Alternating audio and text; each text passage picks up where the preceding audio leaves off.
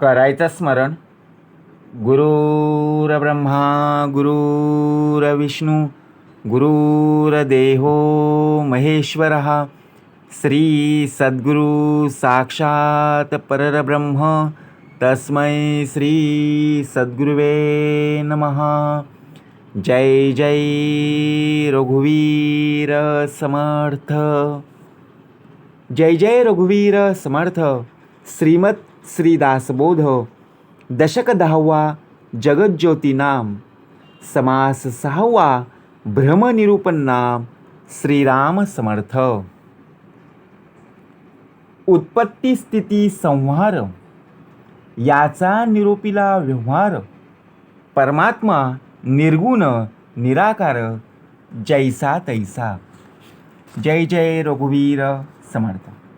श्री समर्थ कृपेने उत्तमाची सुरुवातच बघा प्रार्थनेने करून दिली, कारण समासच उत्तमच आहे. परंतु या देहाचं मन संपूर्णपणे चंचल आहे, भ्रमिष्ट झालेलं आहे. पण प्रत्यक्ष जर पाहायला गेलो, सुरुवातच ज्या प्रकारे जय जय रघुवीर समर्थ या जय घोषाने केलेली आहे, तर जय कोणाचा दाखवलेला आहे? या देहाचा. आणि प्रत्यक्ष जर पाहायला गेलो तर अंतरीचा, अंतरात्माचा. बरोबर की नाही? म्हणून 2 वेळा जय दाखवला. जय जय रघुवीर समर्थ. मतच मानलं खुद्द भगवंताचं वचन, श्रीमताचं वचन. या बोधातून दासाला घडायचं. आपण सगळ्यांची गोष्ट ऐकली, आपण सगळ्यांच्या रडकथा, कहाण्या, कथा ऐकत आलेलो आहोत. पण हे जी कथा आहे, हे जे श्रवण आहे, या कथेतून उत्तमाचं आपल्याला काय करायचं आहे? उभं राहायचं. म्हणून दशक 10वा दिलेलं आहे, जगज्योती नाम. बघा 20 दशक दासबोध, त्यातला दशक 10वा आलेला आहे जगज्योती. आणि समास 6वा भ्रम निरूपण. 6वा मागच्या समासामध्ये, 5व्या समासामध्ये पंचप्रलय दाखवलेली, आणि या समासामध्ये समर्थांनी भ्रमनिरूपण नाम. आपल्या अंतरी, आपल्या बघा संपूर्ण देहामध्ये जो भ्रम आहे तो बाहेर कसा निघेल. संपूर्णपणे आपला देह भ्रमिष्ट झालेला आहे. बुद्धीसुद्धा साथ देत नाही, मनसुद्धा चंचल आहे. एखादं काम करत असताना संपूर्णपणे आपण भ्रमिष्ट झालेलो आहोत. याचं संपूर्णपणे सविस्तर वर्णन समर्थांनी या समासामध्ये करून दाखवलेलं आहे. करूया श्रवण. श्रीराम समर्थ. उत्पत्ती स्थिती संहार याचा निरूपिला व्यवहार. परमात्मा निर्गुण निराकार जैसा तैसा. आता उत्पत्ती स्थिती संहार, ज्याप्रमाणे ब्रह्म, विष्णू आणि महेश. ब्रह्म उत्पत्ती, महेश स्थिती, विष्णू स्थिती आणि महेश संहार. तिघांच्या पलीकडे कोण आहे याचा निरूपिला व्यवहार. तिघांच्या पलीकडे असणारा श्री सद्गुरु साक्षात परब्रह्म. म्हणून परमात्मा निर्गुण निराकार जैसा तैसा. तो आपल्याला डोळ्यांनी दिसतो का हो? विचार करा. आपण एखादं कार्य करतो ते लोकांना दिसतं, परंतु ज्याने करून घेतलेलं आहे तो दिसतो का हो? बघा कसा भाग दिलेला आहे. मग भ्रमामध्ये कोण अडकलेला आहे? आपला देह. कारण या देहाला संपूर्णपणे मीपणा आलेला आहे. मी काम केलेलं आहे, माझ्यामुळे झालेलं आहे. अहो, मीपणा बाजूला सरला,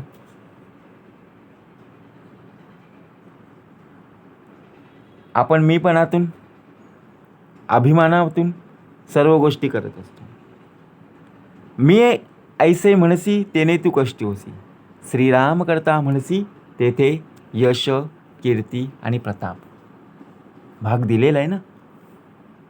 म्हणून याचा निरूपिला व्यवहार. परमात्मा निर्गुण निराकार जैसा तैसा. तो आहे तसाच आहे ना. त्याच्यामध्ये काही बदल आहे का? बदल होतो तो आपल्या देहामध्येच. आपण सकाळी एक सांगतो, दुपारी एक सांगतो, तो संध्याकाळी एक सांगतो, परंतु तो एकवचनी एकवाणी आहे ना. आपण कर्मामध्ये बघा प्रत्यक्षपणे एखादं काम करत आहोत, त्या कर्मामध्ये आपण ठाम नाही आहे.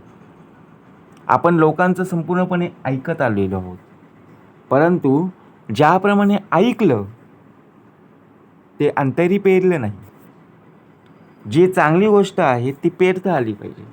जे चांगले रोप आहे, जे चांगले बघा आपण बाजारामध्ये जात असताना आपल्याला पाहायला मिळतात ना, चांगली चांगल्या प्रकारची रोपं पाहायला मिळतात. आपण त्या कुंडीमध्ये लावतो का हो? नाही. दुसऱ्यांच्या घरी आलेले बघा, ज्यांनी लावलेलं आहे त्यांच्या घरामध्ये असलेली फुलं आपण तोडतो. म्हणजे विचार करा, परमात्मा निर्गुण निराकार जैसा तैसा, तो आहे तसा आहे, परंतु बदल हा आपल्यामध्ये दिसला पाहिजे. आपण काल जसा होतो तसा आज आहे, पण बदल घडला पाहिजे. घडवणारा आलेला आहे, परंतु आपली तयारी असली पाहिजे. बरोबर की नाही? दुकानं असून महत्त्वाची नाही आहेत.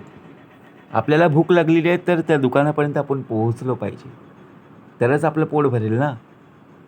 म्हणून समर्थांनी उत्तमाचा भाग दिलेला आहे, उत्पत्ती स्थिती संहार याचा निरोपीला व्यवहार, परमात्मा निर्गुण निराकार जैसा तैसा. आता निर्गुण निराकाराचा भाग दिलेला आहे. आपण सगुण निर्गुण भाग पाहिलेले आहेत. आपण आपल्या देहाचा जर भाग पाहायला गेलो, हा देह मातीतून आहे, त्याला आकार दिलेला आहे आणि संपूर्णपणे उत्तमाचा दिसत आहे. बरोबर की नाही? या देहाचं आयुष्य जोपर्यंत आहे तोपर्यंत आपण त्याच्या चरणी असलो पाहिजे, कारण त्याचा देह आहे. बरोबर ना? होते, वर्तते आणि जाते, याचा संबंध नाही तेथे.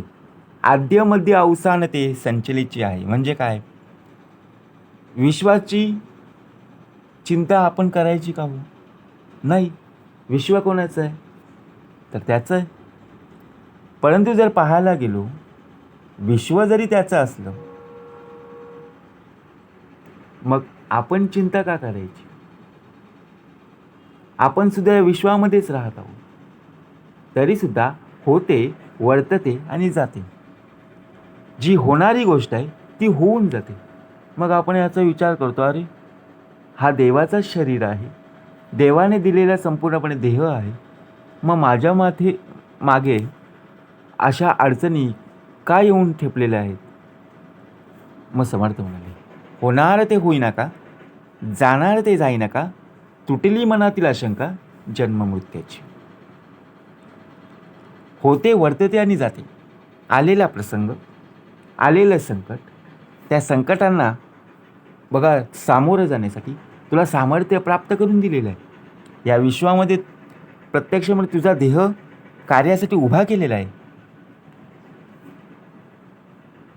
त्यामागचं कारण काय? आपलं आयुष्य थोड्या कालावधीसाठी असतो. बरोबर की नाही? 60, 70, 80, 90 या कालावधीमध्ये. परंतु आपली पुण्याई किती आहे हे पाहता यायला हवं. कल्पांती प्रलय झाल्यावर ते संपूर्ण नाहीसे होते आणि निर्गुण निराकार परमात्म्याशी त्याचा काहीही संबंध नसतो. मग विश्वाच्या आधी, मध्ये आणि शेवटी सर्वत्र जसाच्या तसाच घनदाट कोंदाटलेला असतो. आता विचार करा, आपण समुद्रकिनारी गेलो. समुद्रकिनारी जेव्हा जातो त्यावेळी ज्या किनाऱ्यावर आपण उभा आहोत त्या किनाऱ्यावरून दुसरा किनारा दिसता का हो? कारण तो अफाट समुद्र. बरोबर की नाही? आपण विचार करतो, ह्या समुद्रातलं पाणी शेवटी कुठे जातं? हा बघा प्रत्यक्षपणे आपण रस्त्यावरून जात असताना आपण 2 व्हीलरवर, 4 व्हीलरवर प्रवास करत असतो, ट्रेनने प्रवास करत असतो, बसने प्रवास करत असतो, विमानाने प्रवास करत असतो, हेलिकॉप्टरमधून प्रवास करत असतात. तरीसुद्धा पाण्यामध्ये बोटीमध्ये प्रवास करणारे आहेत की नाही? नक्कीच ना. मग त्यालासुद्धा सामर्थ्य पुरवणारा कोण आहे?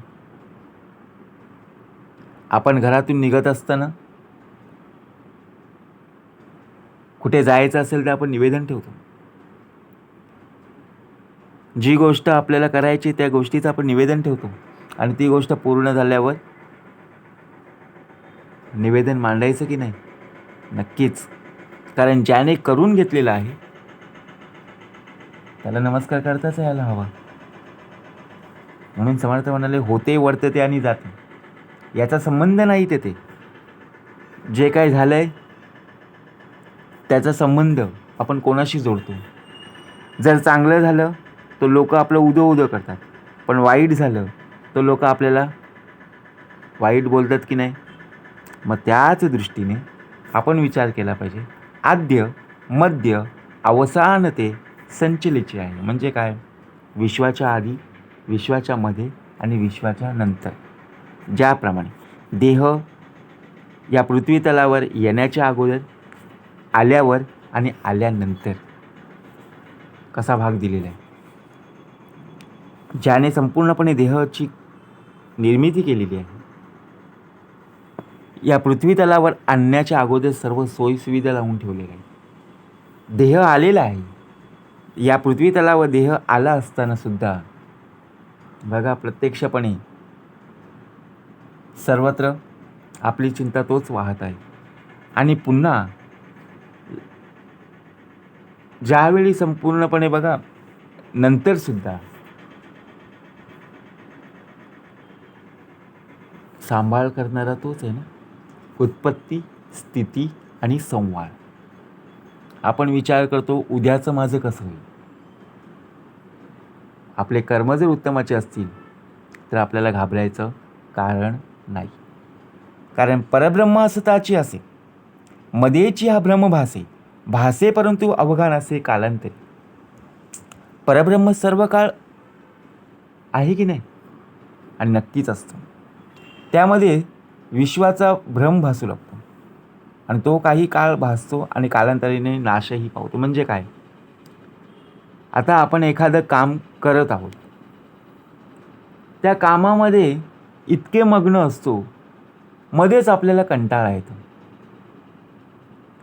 ते काम कुठेतरी थांबतं आणि आपण विचार करतो, अरे देवाने, परमेश्वराने माझ्याकडून एवढं करून घेतलं आणि थोडक्यासाठी बघा माझ्यामध्ये अडथळे आले, मग देवाने मला मदत का केली नाही आहे? आपण विचार करतो, अरे दिसतो तरी देहधारी, परंतु काहीच नाही अंतरी, तयास पाहता वरी वरी कळेल काहीसा.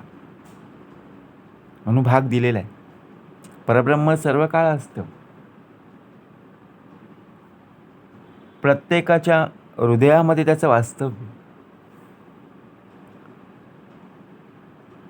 तो काही काळ भासतो आणि कालांतराने नाशही पावतो. म्हणजेच भाग कसा दिलेला. आपण त्याच्या स्मरणामध्ये जर राहिलो, आपल्याला नक्की सामर्थ्य आहे. बघा भाग कसा दिलेला आहे. आपण एखाद्या कंपनीमध्ये जॉबला आहोत, एखाद्या ऑफिसमध्ये जॉबला आहोत. त्या जॉबमध्ये आपण प्रत्यक्षपणे जीव ओतून काम करत आहोत, एखाद्या कंपनीमध्ये किंवा ऑफिसमध्ये. तिथे काम करत असताना आपल्याला तिथे पैसे सुद्धा मिळतात की नाही? नक्कीच.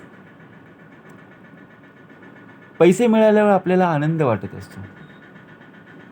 परंतु जर आपण उत्तमाचे पैसे साठवत राहिलो, कुठेतरी इन्व्हेस्ट करत राहिलो, तर ते त्या पैशाचा आपल्याला चांगल्या प्रकारे उपयोग होईल. पण आपल्याला कुठलंही एखादं व्यसन असेल, कुठल्याही प्रकारे आपण कशा प्रकारेही खर्च करत असो, तर शेवटी आपल्याला त्या पैशाचा उपयोग होणार नाही. म्हणून परब्रह्माची आठवण का, परब्रह्माचं स्मरण का आपल्याला असावं? कारण ज्याप्रमाणे उत्पत्ती स्थिती संहाराचा भाग दिलेला आहे. पुढच्या ओळीमध्ये भाग दिलेलाच आहे. उत्पत्ती स्थिती संहार होतं, मध्येही अखंड होते जातं, पुढे शेवटी कल्पांतर सकळांचं आहे. म्हणजे ब्रह्मा विष्णू महेश या तिघांच्या पलीकडे कोणतरी आहेच ना. तर कोण आहे? तर परब्रह्म आहे. सद्गुरू साक्षात परब्रह्म. तसंच आहे, आपल्याला आईवडील प्रत्यक्षपणे सांभाळ करत असतात. लहान मूल जेव्हा असतं तेव्हा बघा, आईवडील चांगल्या प्रकारे संस्कार देत असतात, शिकवण उत्तमाची देत असतात. परंतु मध्येही अखंड होते जातं. आपण देवाचं स्मरण करताना अखंडपणे त्याच्या स्मरणामध्ये राहत नाही. एखादं काम आलं, खेळत राहिलो तर आपण स्मरण विसरतो, विस्मरणामध्ये आपला देह अडकतो. बरोबर नाही? जर अखंड नामस्मरण असेल, तुझी सर्व चिंता त्याला आहे ना. कारण चिंता व्हा तो विश्वाची. बरोबर की नाही? म्हणून उत्पत्ती स्थिती संहार होतं, मध्येही अखंड होते जातं. खंड पडता कामा नाही. पुढे शेवटी कल्पांतर सकळांचं आहे. मग पंचमहाभूते दिलेली आहेत, पृथ्वी, तेज, बघा आप, वायू आणि आकाश. आणि त्रिगुण, सत्वगुण, रजगुण आणि तमगुण. तसंच भाग दिलेला आहे या देहधारी, म्हणजेच देहाचा सुद्धा भाग दिलेला आहे ना. अष्टदा प्रकृती का भाग दिला? कारण सत्वगुण, रजोगुण आणि तमगुण जरी असले तरी पंचमहाभूते ही असलीच पाहिजेत. यामध्ये ज्यास विवेक आहे तो आधीच जाणत आहे, सारासार विचारप आहे म्हणून या. जो विवेकी असतो तो सारासार विचार करत असतो, तो आधीच गोष्टी जाणत असतो. म्हणजे काय? आता विवेक आणि अविवेकाचा भाग. समर्थ म्हणाले, जिथे जिथे जायचं आहे, परंतु जेथे जावे तेथे विवेकसहित जाणे. आता विवेकसहित जाणे म्हणजे काय?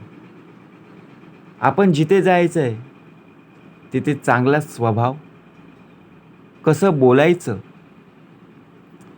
ज्याप्रमाणे आपली वागणूक असते त्याप्रमाणे सर्व व्यवहार, सर्व नातेसंबंध जोडले गेले जातात.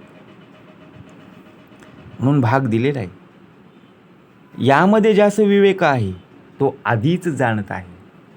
आपण जर चांगल्या प्रकारे वागलो नाही तर लोकांना आधीच समजतं. सारासार विचारप आहे म्हणून या. बहुत भ्रमिष्ट मिळाले त्यात उमजल्याचे काय चाले, सृष्टीमध्ये उमजले ऐसे थोडे. अनेक भ्रमिष्ठ लोक एकत्र जमले तर तेथे एखादा जर शहाणा माणूस आला आणि काहीही सांगू लागला तर त्याचं कुणी ऐकून घेईल का हो? नाही ना. आता विचार करा. आता या देहाचा भाग चालू. तुम्ही सर्व ज्ञानी मंडळी आहेत, तुम्हा सर्वांना नमस्कार. जर या देहाला कोणी समजवायला आला तर हा देह समजून घेईल का हो? आपण त्याला उलट उत्तर देऊ. मला जसं काय भरपूर माहितीच आहे, परंतु जर समजून घेतलं, जर त्या प्रकारे आपण काम केलं तर नक्कीच आपलं भलं आहे ना. परंतु आपण काय करतो? विद्या उदंडची शिकला, प्रसंगमान सुकतेची केला, ते विद्येला कोण? शेवटी आपणच आपल्या पायावर धोंडा मारून घेतो आणि नंतर आपल्याला ती चूक कळते की मी काय करून बसलो. मग शेवटी अनेक लोक आले, एकत्र जमा झाले आणि चांगली कोणीतरी एक व्यक्ती आपल्याला सांगायला आली तरीसुद्धा आपण काय करत लागलो? आपला देह संपूर्णपणे भ्रमिष्ट झालेला आहे. जे भ्रमिष्ट झालेली वृत्ती आहे ती प्रथमतः बाहेर काढायची. आपली बुद्धी चंचल आहे, आपलं मन आपल्याला साथ देत नाही. आपली बुद्धी संपूर्णपणे जर पाहायला गेलो तर भ्रमामध्ये अडकलेली. मग एखादं काम करत असताना त्या कामाचं नियोजन जर केलं नाही, घरातून बाहेर पडलेलो आहे परंतु कुठे जायचं आहे तो रस्ताच आपल्याला मिळत नाही, बरोबर की नाही? म्हणजे काय, नियोजन जर केलं असं बरोबर तुला जिथे जायचं तिथे बरोबर तुला पोचवलं असतं. म्हणून कुठल्याही प्रकारे नियोजन असणं खूप गरजेचं आहे. त्या उमजल्यांचे लक्षणं काही करू निरूपण ब्रह्माहून विलक्षण महापुरुष. ज्याचा भ्रम नष्ट झालेला असतो अशा जाणत्या महापुरुषाचं लक्षण आता वर्णन करून सांगू. आता आपण कोणाचंही ऐकतो का? नाही. जे जे आपल्याहून थोर आहेत त्यांचंच आपण ऐकणार ना.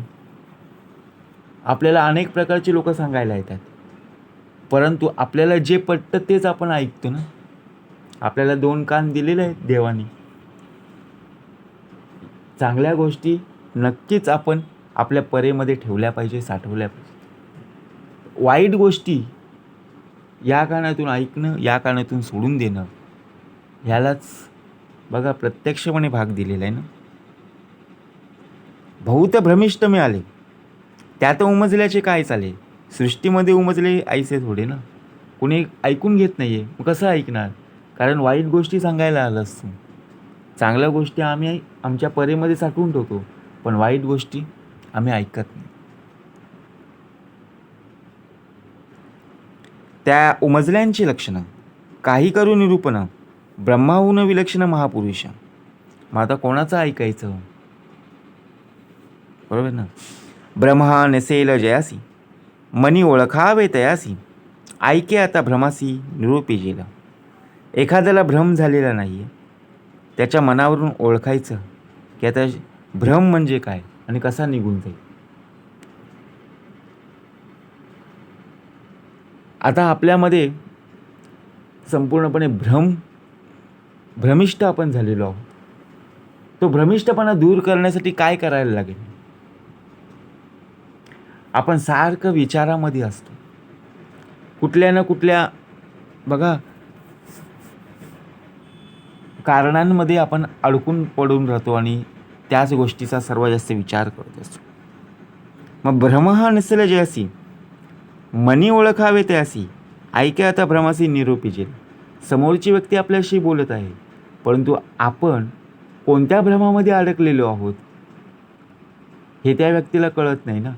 आपण त्याच्या बोलण्याला नकार होकार देत असतो, परंतु आपण आपल्या संपूर्णपणे बघा मनाला जर ठरवलं तर मन चंचल आहे आणि या बुद्धीमध्ये आपण भ्रमिष्ट झालेलो.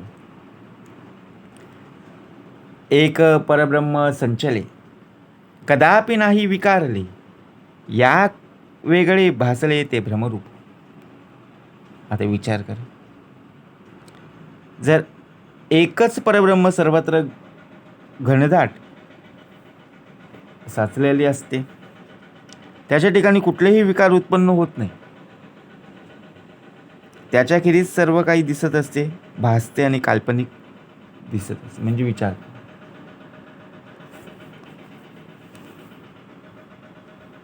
आपल्याला आजार होत असतात. 72 रोगांवर एकमात्र औषध तो म्हणजे श्रवण. ज्या प्रकारे आपल्याला आजार झाला की आपण देवाकडे प्रार्थना करतो, डॉक्टरकडे जात असतो, परंतु आपण विश्वास ठेवत नाही. आपण आजारी पडलो की लगेच देवाला सांगतो, देवा मला बरं कर.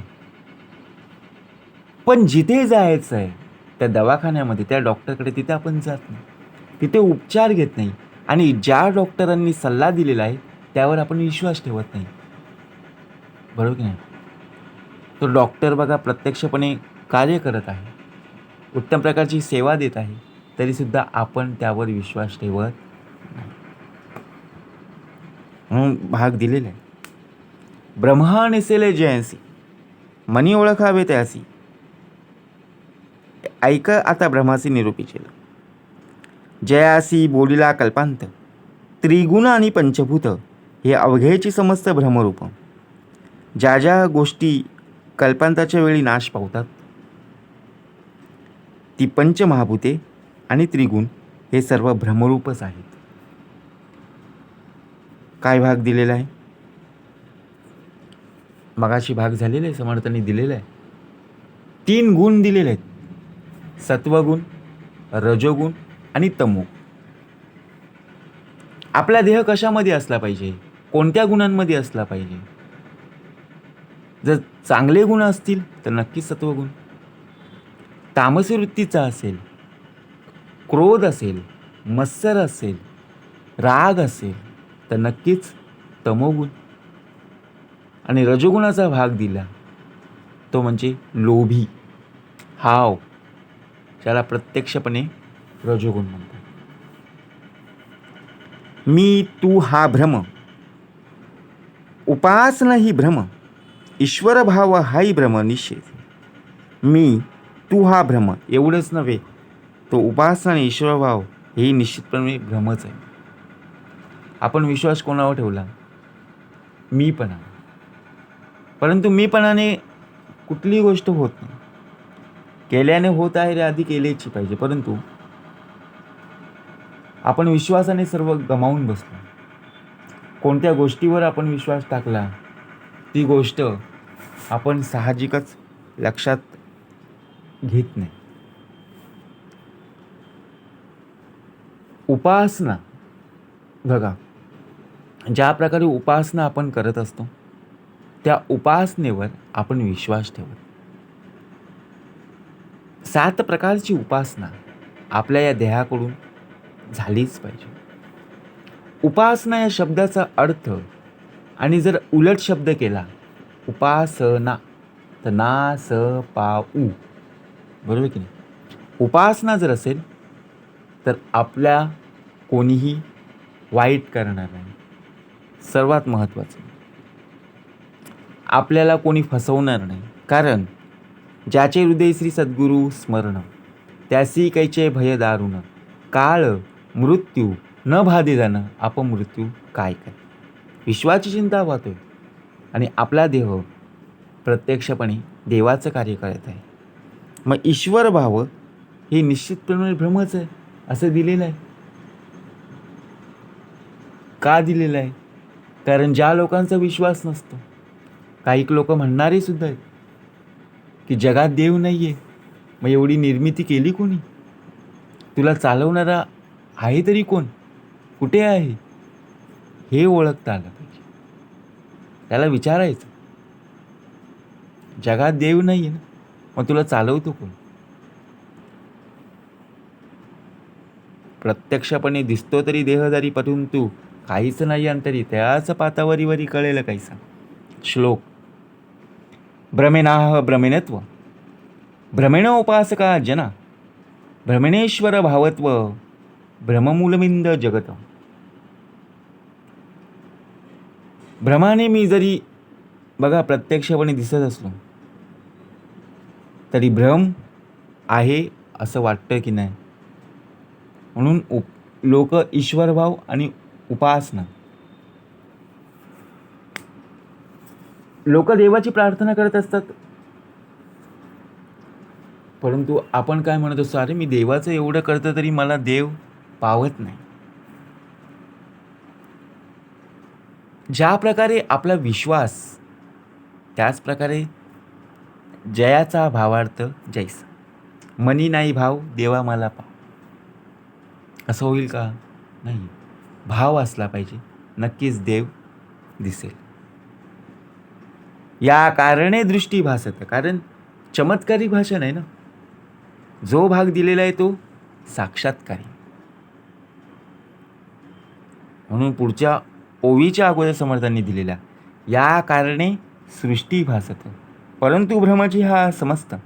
यामध्ये जे विचारवंत तेची धन्य. आपल्याला सृष्टी, निसर्ग आपण डोळ्यांनी पाहत आहे. आपण एखादं रोप लावतो, त्या रोपाचं बघा, त्या रोपामध्ये आपण पाणी टाकत असतो, परंतु त्याला फुलं आणणारी, फलं आणणारं सामर्थ्य कोण पुरवतं? एवढा मोठा वृक्ष तयार कोण करतो? त्यांच्या मुळापर्यंत पाणी पोहोचवणारा कोण आहे? आपण पाणी पितो, परंतु आपल्यामध्ये बघा, ज्याप्रमाणे श्रवणाचं, मननाचं निजध्यास, त्याचप्रमाणे आपण जेवण करतो. मग जेवण पचवणारा कोण आहे? बरोबर आहे की नाही? ज्याने चोच दिलेली आहे त्याने दाण्याची सोय करून ठेवलेली आहे, म्हणून भाग दिलेला आहे. या कारणे सृष्टी भासते, परंतु भ्रमाची असमजतं. यामध्ये जी विचारवंततेची त्यांनी विचारवंत भाग का दिलेला आहे? सर्व सृष्टीचा भाग का दिलेला आहे? निसर्गाने तयार केलेली संपूर्णपणे जी ओळख आहे, देवाने दिलेली संपूर्णपणे सृष्टी, आणि या सृष्टीचा विचार जर केला तर मनुष्याला ज्या ज्या प्रकारे जे ऑक्सिजन आहे, फळं आहेत, फुलं आहेत, औषधी वनस्पती, सर्वांचा उपयोग होत असतो. पशुपक्ष्यांना निवारा म्हणून त्यांनासुद्धा फळं लागतात की नाही? म्हणजे विचार करा, काय सृष्टी त्यांनी निर्माण केली असेल, त्याचा तोची जाणे. आता भ्रमाचा विचारू, अत्यंतची प्रांजल करू, दृष्टांतद्वारे विवरू श्रोतयांसी. भ्रमाचा विचार अधिक स्पष्ट करण्यासाठी श्रोत्यांना समजून घेऊ. म्हणजे आपल्यामध्ये ज्या प्रकारे भ्रम आहे, त्या भ्रमामध्ये संपूर्णपणे हा देह अडकलेला आहे. आता विचार कोण करतो? तर आपलाच देह करतो. कधी पशुपक्ष्यांनी कधी विचार करताना पाहिलं का? कधी चिंतेमध्ये कुठला प्राणी राहिलेला आहे, कुठला पक्षी राहिलेला आहे, असं कधी पाहिलंय? विचार करा तुम्ही. आपल्या घरामध्ये सुद्धा पाळीव पशुपक्षी असतात ना, आपण पाहतो. त्यांना माहिती आहे उद्या माझी हा सोय करून नक्कीच देणार आहे. ज्या घरामध्ये पाळीव पशुपक्षी आहेत, त्या घरामध्ये जर पाहायला गेलो, त्या प्राण्यांनासुद्धा माहिती आहे, पक्ष्यांनासुद्धा माहिती आहे की माझा मालक मला उपाशी ठेवणार नाही. मग त्याचप्रमाणे देवाने संपूर्णपणे शरीर प्राप्त करून दिलेलं आहे, त्याने निर्मिती करून दिलेली आहे. मग तो आपल्याला उपाशी ठेवील का? नाही. भ्रमणकरिता दुरिदेसी, दिशाभुली आपणासी, का ओळखी मोडे जीवलगांसी, या नाव भ्रम. भाग काय दिलेला? दूर देशात आपण ज्यावेळी फिरत असतो त्यावेळी दिशाभूल झाली. आपल्या जीवलग माणसांची तयार बघा, प्रत्यक्षपणे जी अवस्था होते. आता आपण बाहेरच्या देशामध्ये एखाद्या कामानिमित्त गेलो, बाहेरच्या देशामध्ये काम करत असताना किंवा बाहेरच्या परगावी देशामध्ये आपण फिरण्यासाठी गेलो, तर आपल्याला जाणीव काय होते? अरे, माझ्यासोबत आई वडील सुद्धा नाही आहेत, माझा मित्रपरिवार सुद्धा नाही आहेत, मग मला इथं कोण पाहिल?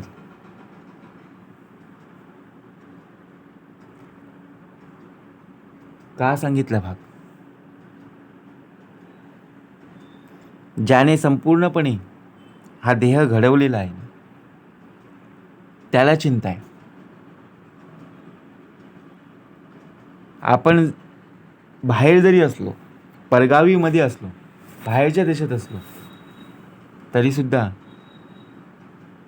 रक्षण करता तोच आहे, सांभाळणारा तोच आहे. आले आपण परदेशात, का समर्थांनी ओवी उत्तमाची दिली बघा. आले आपण परदेशात, जवळी नाही बंधू भ्रात. कोणीही नाही आहे, भाऊ नाही, बहीण नाही, बायको नाही, आई नाही, वडील नाही, कोणीही नातेवाईक नाही. आले आपण परदेशात, जवळी नाही बंधू भ्रात, भेटला असी तू परमार्थ. काय भाग दिला ना, अंतकाळीचा सोयरा. म्हणून चिंता वाहते विश्वाची हो. येताना सुद्धा या पृथ्वी तलावर आपण एकटेच आलो ना, आणि जाताना सुद्धा एकटेच जाणार आहोत. कोणी आलं का आपल्यासोबत? नाही ना. म्हणून भाग दिलेला आहे. का उन्मत्त द्रव्य सेविले, तेने अनेक भासू लागले, नाना व्यथा का झडपिले भूते तो भ्रम. आता वाईट व्यसनामध्ये आपला देह अडकला. आता ते संपूर्णपणे सेवन केल्याने आपल्याला का आयुष्य जास्त मिळणार आहे का? नाही. उलट आपली जी पुण्याई आहे ती आपण कमी करू.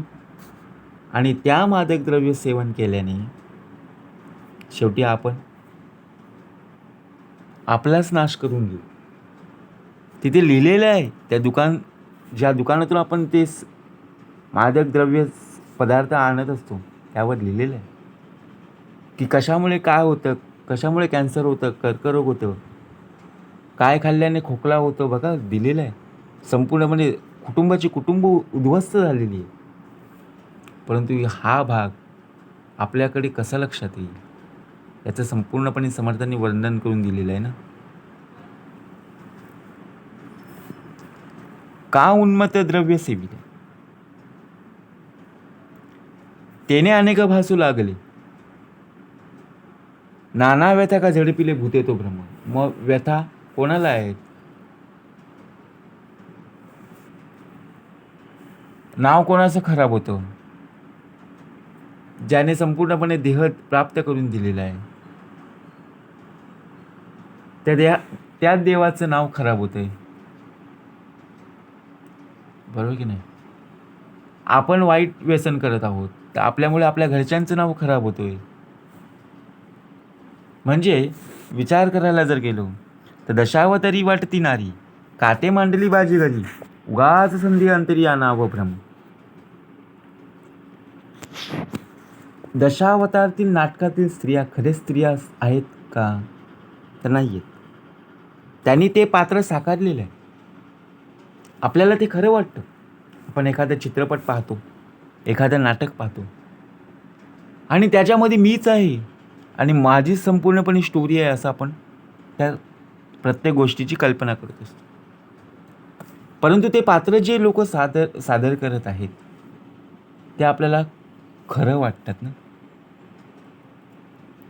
म्हणून ज्याप्रमाणे जादूचं खेळ, बघा आपण जत्रेमध्ये जातो, आपल्याला ती खरी जादू वाटते, परंतु घरी आल्यावर आपल्याला वाटतं अरे हा संपूर्णपणे भ्रम आहे. म्हणून संशय नसा. ठेवीला ठाव तो विसरला, का मार्गी जाता चुकला, पठणामध्ये भांबावलं यानाव भ्रम. जेथे वस्तू ठेवली ती जागा विसर. आता बघा, जिथे आपण वस्तू ठेवलेली आहे ते आपण विसरतो. कुठे आहे? चष्मा आपल्या डोक्यावर आहे आणि आपण अख्खा घरभर शोधत आहोत. माझी चष्मा कुठे ठेवली, कोणी ठेवली? त्या चष्मेमुळे रामायण महाभारत सुरू. पण चष्मा आपल्या डोक्यावर आहे हे आपल्याला कधी कळणार? आपण एवढे भ्रमिष्ट झालेलो.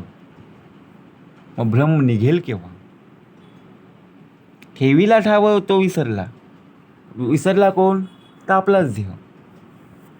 का मार्गी जातात मार्ग चुकला, रस्त्यातून जाताना सुद्धा रस्ता चुकत गेला का? त्या भ्रमामध्ये संपूर्णपणे एखाद्या गोष्टीचा विचार करत करत त्या रस्त्यामध्ये चालत गेला आणि रस्ताच चुकला आणि नंतर विचार करत बसला, अरे ही गोष्टीमध्ये मी विचार करत गेलो आणि रस्ता चुकलो, जिथे मला जायचं होतं तिथे मी पोचलो नाही. पट्टणामध्ये भांबावले यानाव भ्रम. वस्तू आपणासी असता, गेली म्हणून होय दूषिता, आपले आपण विसरत यानाव भ्रम. आपली वस्तू आपल्याजवळच असली किंवा गेली, हरवली असं समजून बैचेन होणे, आपल्याला स्वतःचा विसर पडणं. आता विचार करा,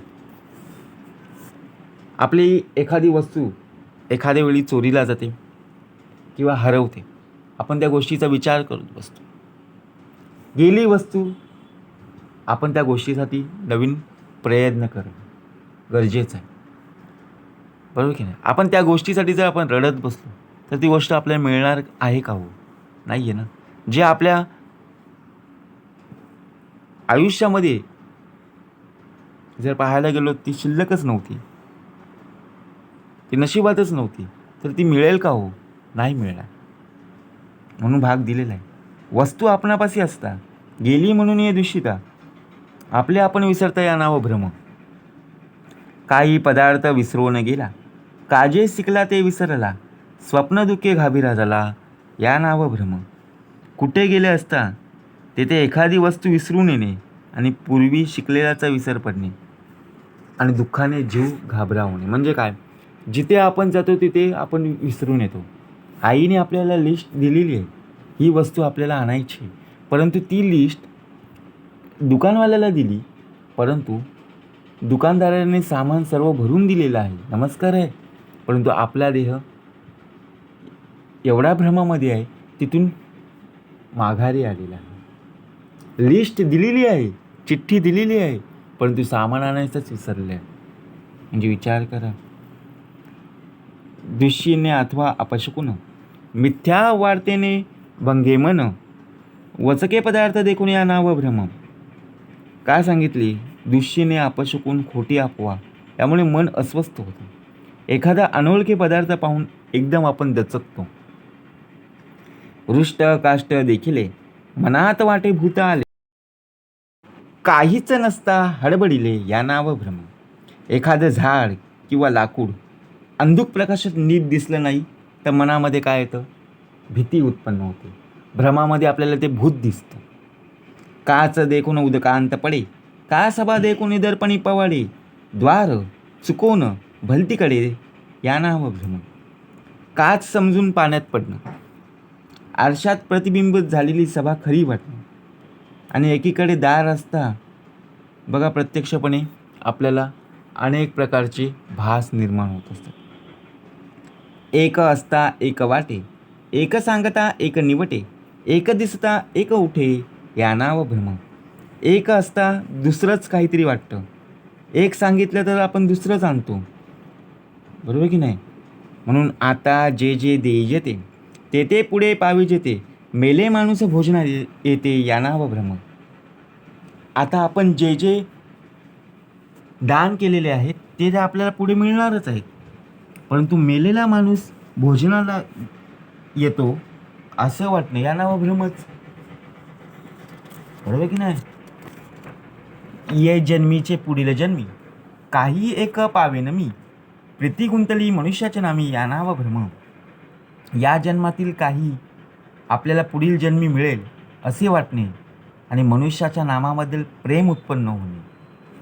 मेले मनुष्य स्वप्न आले, तेने काही मागितले, मनी अखंड बैसले, या नाव भ्रम.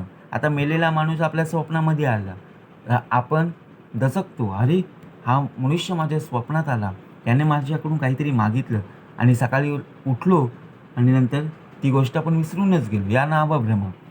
अवघे मिथ्या म्हणून बोले आणि समर्थावरी मन चाले, ज्ञाते वैभव दपटले, या नाव भ्रम. म्हणून आपण समर्थांच्या चरणी का असलो पाहिजे? का नामस्मरणामध्ये असलं पाहिजे? याचं उत्तम उदाहरण. कर्मठपणे ज्ञान विटे, का ज्ञातेपणे बळे भ्रष्टे, कोणी एकच सीमा फिटे, या नाव भ्रम. कर्मठपणामुळे काय होतं? त्या ज्ञानाचा ज्याप्रमाणे बघा, कर्मठपणे ज्ञान विटे, ज्ञान काय होतं? कमी होतं, आणि ज्ञानाचा अभिमान धरून त्याच्या बळावर भ्रष्टाचार करणं, या नाव भ्रम. देहाभिमान कर्माभिमान, जात्याभिमान कुळाभिमान, ज्ञानाभिमान मोक्षाभिमान, या नाव भ्रम.